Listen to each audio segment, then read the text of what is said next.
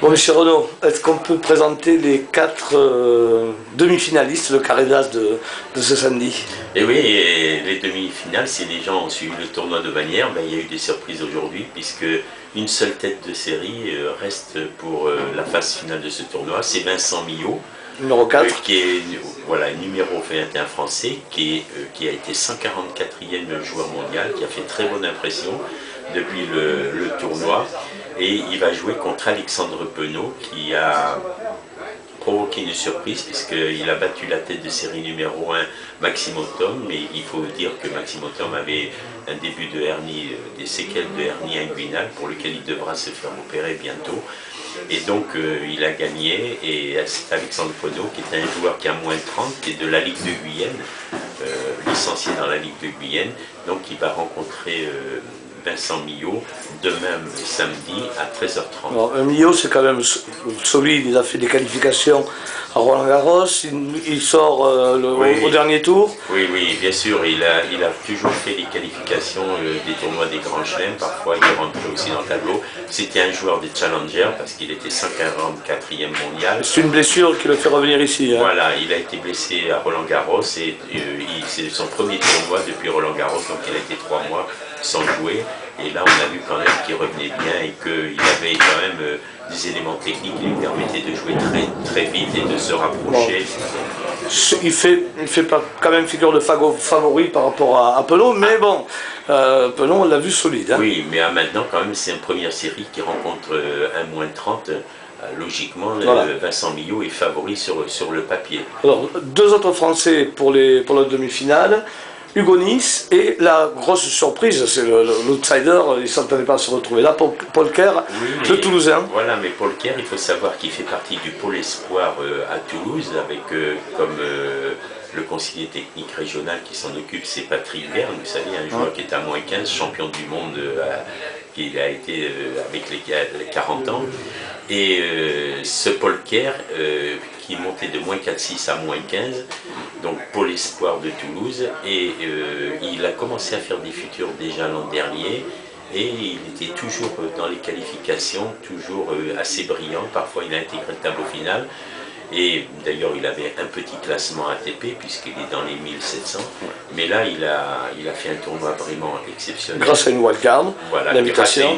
Une wildcard que lui a donné le club, parce que le club en général donne toujours une wildcard aux meilleurs joueurs jeunes Midi-Pyrénées. Régional, oui. Et donc il arrive en demi-finale, il a vu qu'il y avait une ouverture sur le tableau, parce qu'il se trouve que dans sa section, le Chilien Aguilar, qui est membre de la Coupe Davis de Chili, a été blessé, s'est retiré. Et donc il a pris l'occasion, après avoir gagné un premier tour, de jouer un deuxième tour sur un Français qui était un peu moins bien classé sur lui. Et aujourd'hui, il a fait une excellente performance, puisqu'il bat Antoine Benneteau, le frère de Julien, qui est un joueur qui est en promotion, qui est promo, donc qui est numéroté. Et ça lui permet d'accéder à la demi-finale. Déjà, il gagne 10 points ATP, c'est-à-dire qu'il va faire un bon classement de l'ATP. Et vraiment, quand on voit ce jeune de 18 ans qui a une tenue exemplaire et qu'il a, comment dirais-je, un tennis où il est très combatif, il joue point par point à chaque fois. Et je pense en plus qu'il peut avoir une opportunité même d'atteindre la finale, parce que Hugo Nice joue très bien, mais Hugo Nice n'est pas, disons, à peu près le même profil qu'Antoine Benneteau. Il a battu Antoine Benneteau 6-3, 6-3. Il se trouve que Hugo Nice a battu aussi, ça c'est une surprise, Neil Dessin, le finaliste de l'an dernier. Entre parenthèses, que Hugo Nice, on sait que c'était le petit ami d'Alizé Cornet.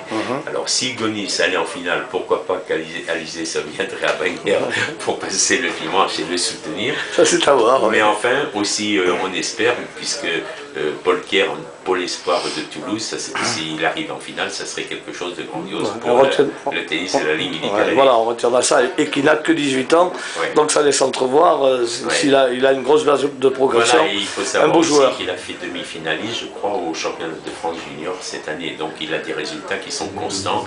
Et on sait très bien, les joueurs, que quand ils jouent contre Polker, ils disent pour le battre, il faut vraiment jouer au-dessus parce que... Donc, là, ce sera la demi-finale totalement incertaine. Hein. Oui, tout à fait. Autant en haut, la première, Vincent Millot, en tant que tête de série numéro 4, c'est la dernière tête de série, il reste le favori. Un jeu extrêmement solide. Il a impressionné le public. Oui. Tous ses matchs, hier contre Luca Bani, il a très très bien joué. Aujourd'hui, il a joué contre un Allemand, Maximilian Abel, qui était difficile à jouer, très solide dans les rallyes, très bonne technique et tout. Et d'ailleurs, Abel, il va partir pour faire le tournoi du Mulhouse. Mais je pense qu'on va avoir de belles demi-finales demain. Et puis... avec la météo? Alors la météo, ça devrait être pas mal. Ça devrait être, on a une ouverture entre 13h30 et 17h pour faire les demi-finales.